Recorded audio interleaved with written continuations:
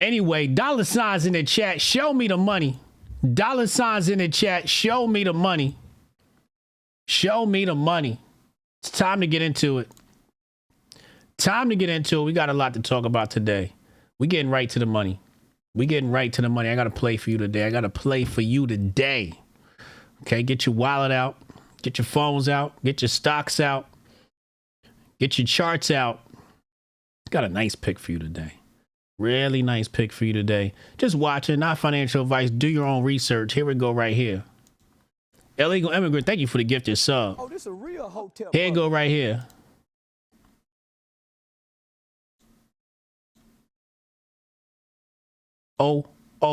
O'Reilly Auto Parts. Y'all ever heard that on the radio? Y'all ever heard that on the radio? Well, now you can buy in. I mean, you've always been able to buy in. Here it is. O'Reilly Auto Parts. Wait till you guys look at this. They're setting up a 15-to-1 forward split. This is expected to start at the closing of trading on June 9th. And they'll discuss this on May 15th at the company's annual shareholders meeting. Okay. The YouTube ads still play it? Yeah. They got a heavy ad budget. You'll see why in just a second. Says right here, with O'Reilly Automotive stock gaining in excess of 4,500% since its last stock split 20 years ago. Okay. So they said the reason why they're doing this is they want to allow their employees to start buying in, right? Because right now, well, let's just hop right on over to the chart so I can show you what the hell is going on. This is crazy. This is crazy. Let's take a look at the chart. Let's take a look at this chart. First of all, that's a healthy chart. That's the all-time chart that you're looking at right there. How healthy is that? That's healthy. It's a healthy chart right there. ORLY, O'Reilly Automotive. This right now is trading at $1,392 per share.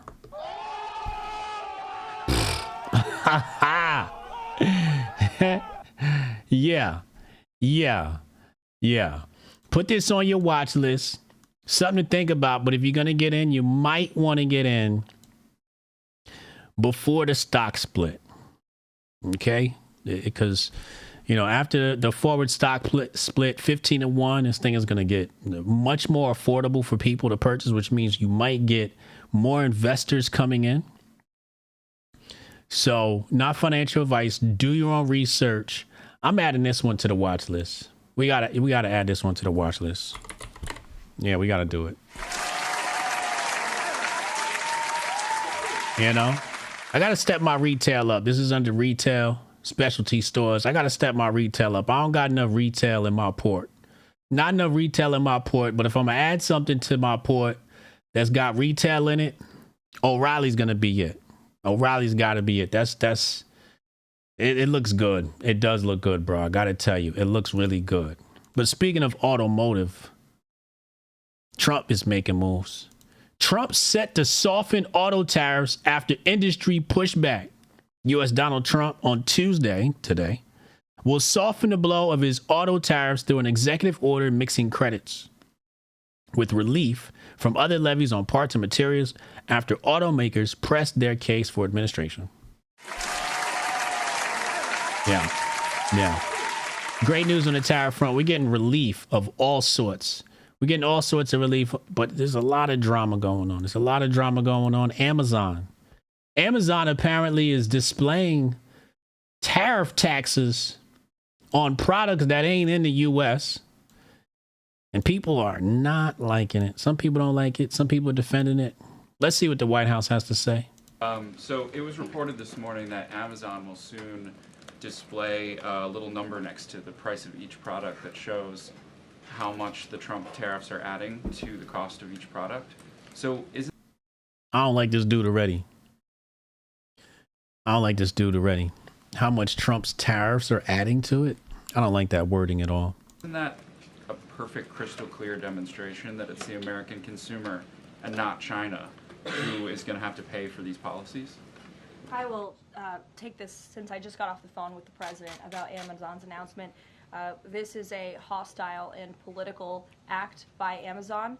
Why didn't Amazon do this when the Biden administration hiked inflation to the highest level in 40 years? And I would also add that... What? What the hell she say? That don't make no sense. I mean, I hate Biden just like the rest of them, but you can't. What? It's not a surprise because, as Reuters recently wrote, Amazon has partnered with a Chinese propaganda arm. So this is another reason.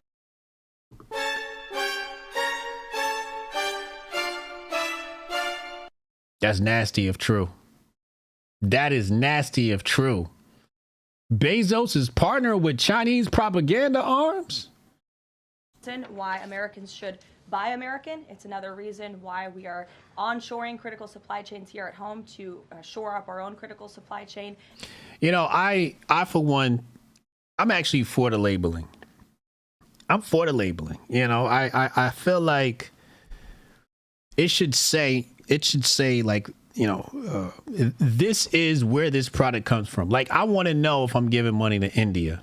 I want to know if I'm giving money to China. I want to know if it's a U.S. corporation.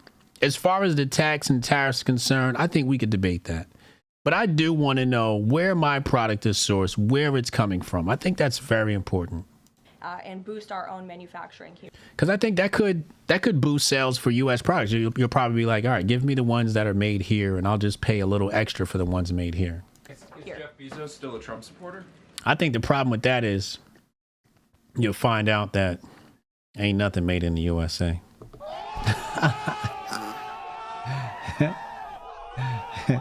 Look, I will not speak to the president's relationships with Jeff Bezos, but I will tell you that this is certainly a hostile and political action by Amazon. And Secretary, if you have anything to add. Yeah, I would also add that the bringing down the terrible Biden inflation has been a priority for the first 100 days of the Trump administration, and President Trump has done a great job of leading that.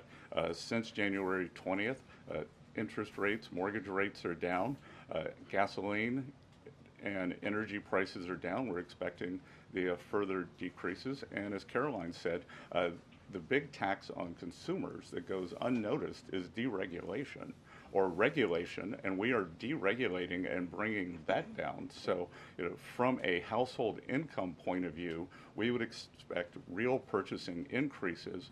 We've seen them over the first 100 days, and we would expect that to accelerate. We are doing peace deals, trade deals, tax deals, and deregulating. And the deregulation is a longer lead time, but I think by the third and fourth quarters, that's really going to kick in.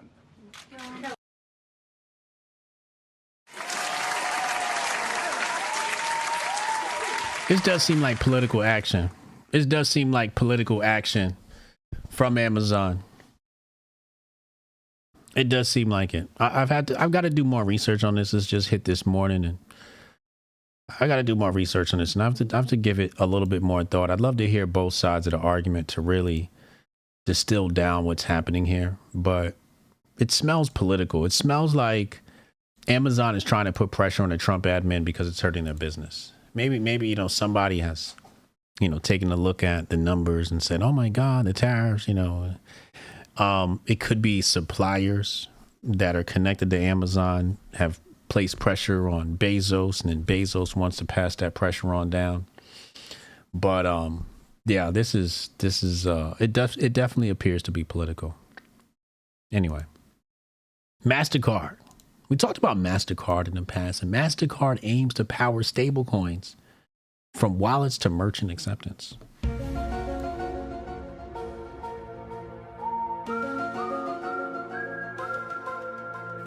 Sassy girl, thank you for the update. Yeah, that is true. Amazon did renege on that commitment to place those prices. But just, you know, the fact that this was initiated is it's suspicious in and of itself. Today, Mastercard announced a 360-degree approach to stablecoins. It is positioning itself to serve stablecoins much in the same way it does card payments to enable services for consumers, merchants, and banks. There's much lobbying for position in the stablecoin sector, as we've seen all week and all year. I've been showing you these articles. It says here, with 2025 predicted as the year that stablecoins move beyond crypto use cases. The race is on to see who can build the largest network of partners. Crazy. Mastercard's range of stablecoin services. Turning to Mastercard's announcement, it has already provided several of these stablecoin services for a while. This is something I've also announced on the show. Mastercard and Visa have already been working on this. It says for consumers, it makes stablecoins more user-friendly by enabling crypto users to pay with stablecoins using Mastercard branded cards. Stuff is already happening. It's going to proliferate. It's going to become more ubiquitous over the coming years. Expected to accelerate to like, I don't know, 60% adoption within the next 3 years. And I think that's a conservative number. Correct me if I'm wrong. It says on the merchant front, it is partnering with Nuvei and stablecoin issuers Circle and Paxos to enable support for merchants to accept stablecoins, whether or not the payment uses a card. And that's another way they're going to get people to adopt the stablecoin. Is you're going to hit the merchants, you're going to hit the POS, the point of sale. You're going to hit them and say, hey, listen, you know that little credit card machine you got right there? Yeah, that thing's obsolete. That thing's charging you too much, ain't it? You tired of that 2.4%? You tired of that 1.2%? How about no longer taxed? How about you get incentive? How about instead of paying 1.4% per transaction, you now make 1.4% on your transaction? That's what we could expect to see for stablecoin adoption until it just becomes critical mass. And then my prediction is the United States comes in and takes it over, and we've got the official CBDC, although this is unofficially the CBDC. The US and UK to collaborate in effort to boost cryptocurrency adoption. So while all this is happening, the UK and US say, we got to push this. We already seeing it now with the Genius Act. It says right here, with the asset class rising in prominence like never before in 2025, the UK and US are set to collaborate in an effort to boost cryptocurrency adoption. Well, why would they want to do that?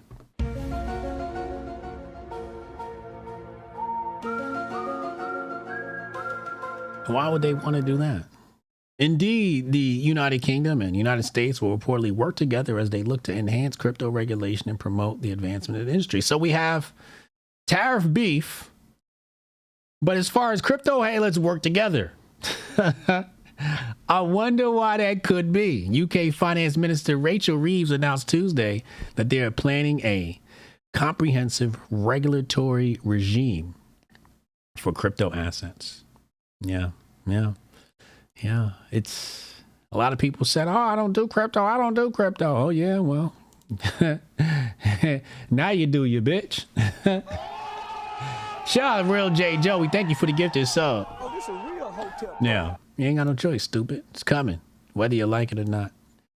You won't even know it. Half of you won't even know it. You'll be dealing in crypto and won't even know it. Yeah. Especially you cross-border payments folks sending money back to India. New Tata plant starts iPhone production. Foxconn close behind as Apple looks to India. So Apple's having issues with the tariffs, and they're like, well, we're going to start making an iPhone in India. Okay, so they already started production in India. They got another, will begin shipment in May. Okay. And Apple is positioning India as an alternative manufacturing base to China, of course, because of the tariffs. One source said around 300 to 500 iPhone units per hour can be made in this factory. According to another, iPhone 16 and 16e models will be produced. The plan is expected to create 50,000 jobs.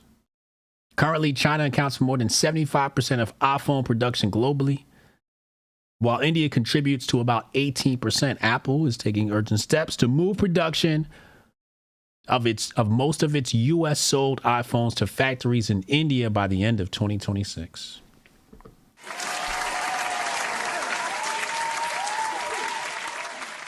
Chat, you know how I feel about India. It's something spooky going on with India. I don't know what's going on, but there's something spooky going on with India.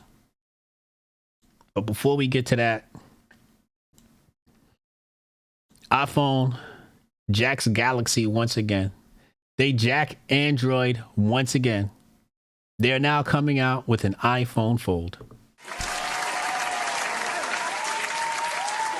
2027 is the iPhone Fold expected date.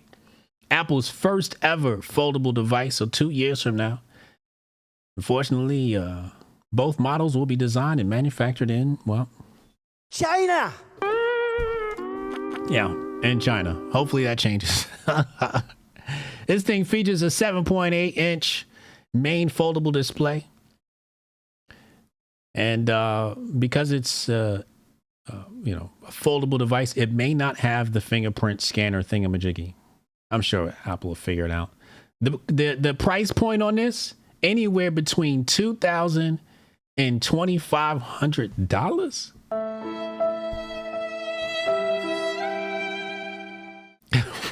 What?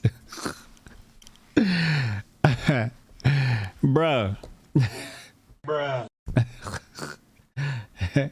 How we supposed to afford that, yo?